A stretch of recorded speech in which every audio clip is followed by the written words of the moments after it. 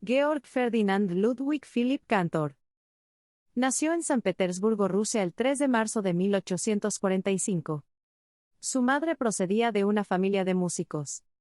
Su padre fue un comerciante, con un gran amor a la cultura y el arte. Le transmitió a Cantor sus convicciones religiosas como luterano devoto. Cantor heredó el gusto por el arte de su mamá y de su papá, en especial por la música. Solía tocar el violín, pero por desgracia su papá no lo dejó ser violinista. Aún siendo un niño, Cantor y su familia se mudan a Alemania y es ahí donde comienza a estudiar matemáticas. A los 22 años recibe su título de doctor por la Universidad de Berlín con una tesis sobre teoría de números. Se dice que a lo largo de su vida, Cantor sufrió de un trastorno mental. Un estudio llevado a cabo por Gratan Guinness sugiere que sufría de psicosis maníaco-depresiva. De repente tenía colapsos nerviosos y caía en depresión. Actualmente se sabe que los síntomas de esta enfermedad pueden ser reducción de la necesidad de dormir, pérdida de noción de la realidad, exceso de energía, entre otras. A los 24 años acepta un puesto en la Universidad de Halle, donde uno de sus colegas, el matemático Edward Heine, animó a Cantor a atacar un problema con el que estaba trabajando respecto a la teoría de series trigonométricas, arrancando del trabajo de Fourier en el cual este último sugiere que cualquier curva con un número finito de puntos de discontinuidad puede representarse con la suma de senos y cosenos. Pero faltaba la garantía de que dicha representación fuera única. Así, como en toda buena propuesta en matemáticas, siempre hay que demostrar la unicidad. Cantor logró demostrar esto. Y en 1872 logra demostrar dicha unicidad incluso dando el salto a un número infinito de puntos de discontinuidad. Siempre y cuando estos estén distribuidos de una forma específica. La demostración de esto último reside en la descripción precisa del conjunto infinito de puntos de discontinuidad. Esto lo llevó a proporcionar un método para analizar el continuo y sus propiedades. Así fue su primer acercamiento hacia dotar de contenido matemático al concepto de infinito actual y así poner cimientos a la teoría de conjuntos abstracta, al cálculo diferencial y obviamente a los números reales. Cantor enfocó el problema de definir a los números irracionales desde un ángulo parecido al que sugirió su profesor Weierstrass. Todo irracional podía representarse como una sucesión infinita de racionales, logrando así ver a los irracionales como puntos en la recta. Aquí es donde comienza la oposición. Pues a muchos no les gustaba la idea de que un conjunto tuviera elementos formados por infinitos elementos. Además, desde la época de Aristóteles han habido discusiones acerca de la naturaleza del infinito. Como las famosas paradojas de Zenón o como Galileo, que para él no podía suceder que el conjunto de los números pares y el de los pares e impares tuviera la misma cantidad de elementos, pues esto claramente rompía el esquema intuitivo que imponía una de las nociones de Euclides. El todo es mayor que la parte. También, ya que la idea del infinito a lo largo de la historia ha estado fuertemente ligada con la teología, teólogos como Tomás de Aquino decían que esto del infinito completo era un desafío directo a la naturaleza de Dios. De igual manera también Gauss rechazaba esta idea.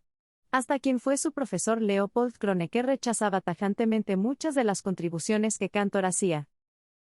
Para evitarse estos problemas, Cantor diferenció dos tipos de infinito, uno para representar a un conjunto con infinitos elementos y otro para representar la infinitud de cada uno de esos elementos, nombrados como infinito potencial e infinito actual respectivamente. A la par, Dedekind también estaba trabajando por su parte en un análisis del continuo. Su observación era que a pesar de que los racionales son densos en los reales, entre cada racional hay siempre irracionales, haciendo el conjunto de los racionales lleno de poros en la recta, es decir, que no es continuo. Pero esta idea estaba incompleta, ya que Dedekind no explicaba qué tanto le faltaba a los racionales para cubrir esos poros. Cantor dio solución a este problema en 1874 en el Journal de Creye, demostrando primero que el conjunto de números enteros se puede poner en correspondencia bionívoca con el conjunto de números racionales.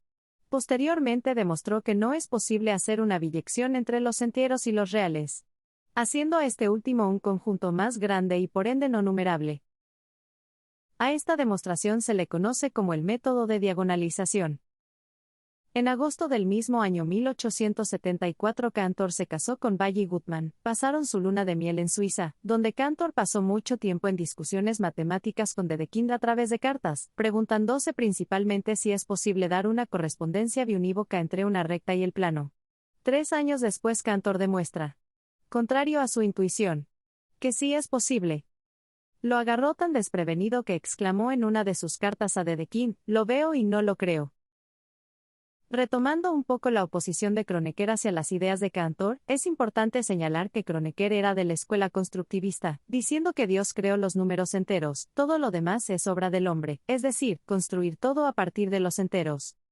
Mientras que Cantor era formalista y para él todo nuevo número que se pueda definir adecuadamente y pueda distinguirse de los demás será un número existente y real. Esta concepción abriría paso a su definición de números transfinitos. Entonces, Cantor por fin introduce a los transfinitos, los cuales designan la cardinalidad de los conjuntos infinitos, cuya notación en años posteriores sería la de los alefs. Alef es la primera letra del alfabeto hebreo.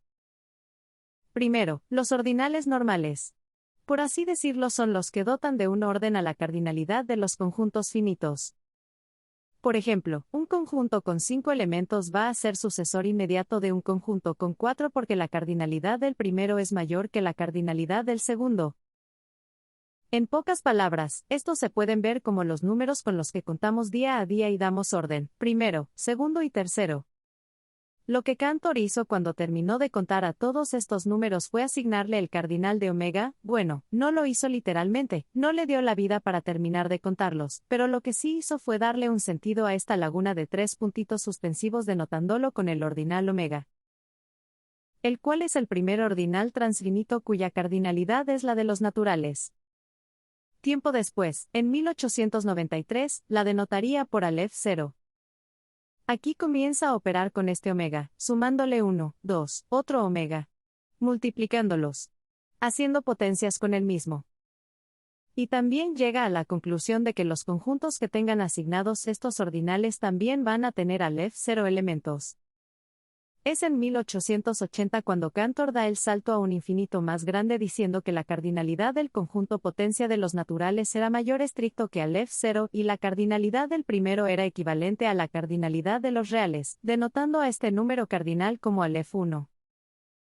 Entonces, la expresión quedaría algo así.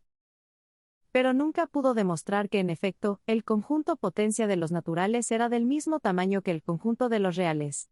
Esto le causó ansiedad y fatiga mental. Todo esto aunado a su enfermedad, las amenazas y la oposición de Kronecker. Para 1884 sufre su primer colapso nervioso fuerte, lo que lo hizo llegar al punto de considerar seriamente abandonar las matemáticas. Pero bueno, en fin, a esta conjetura se le conoce como la hipótesis del continuo y aunque aún no ha sido probada. Gödel y Cohen demostraron que esta hipótesis es independiente de los axiomas estándar de la teoría de conjuntos. Es decir, que esta hipótesis equivale en teoría de conjuntos a lo que equivale el quinto postulado de Euclides en la geometría. Para 1891, Cantor ya había probado que el número cardinal de cualquier conjunto es siempre menor que el número cardinal de su conjunto potencia. Esto significa que los conjuntos no paran de crecer en tamaño, y de esto dedujo un corolario en el que menciona que el cardinal del continuo es igual a 2 elevado a la Aleph 0. Él creía que esto lo acercaría a una solución de la hipótesis del continuo porque ahora se podía enunciar algebraicamente, es decir, 2 a la Aleph 0 es igual a Aleph 1, pero aún así no lo logró. En 1884, cuando sufrió su primer colapso nervioso fuerte, quiso dedicarse a la filosofía. Cuando se recuperó un poco mejor, prefirió irse al área administrativa de la universidad. Durante este tiempo fuera de las matemáticas, Cantor se interesó por la historia y la literatura, apoyando la conjetura de que Francis Bacon había escrito las obras que se le atribuyen a Shakespeare. A tal punto que dio conferencias sobre esto. Cantor era tan devoto, que creía que los números transfinitos le habían llegado como mensaje divino. Por otro lado, siempre buscó la aprobación de la Iglesia y reconciliar su concepto de infinito con sus doctrinas. También, ya al final, tenía un gran interés por acercar a las nuevas generaciones a sus ideas, por lo que en 1890 logra fundar la Deutsche Mathematiker Vereinigung, Sociedad Matemática Alemana. en 1903 con ayuda de su famosa paradoja.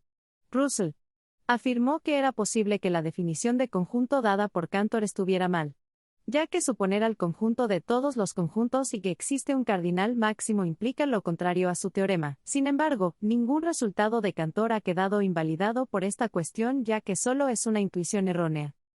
El conjunto de todos los conjuntos está incluido en sí mismo, luego su infinitud, según el teorema de Cantor, es mayor que la suya propia, lo cual es absurdo. Finalmente, muere el 6 de enero de 1918 a causa de un fallo cardíaco. Como vimos, a lo largo de su vida, Cantor se enfrentó con muchas adversidades, oposición, amenazas, su enfermedad y hasta probablemente dijeron que lo que él estaba creando era una enfermedad para las matemáticas. Pero a pesar de eso, sus contribuciones siguen vigentes y nos mostró una nueva forma de ver a esta materia.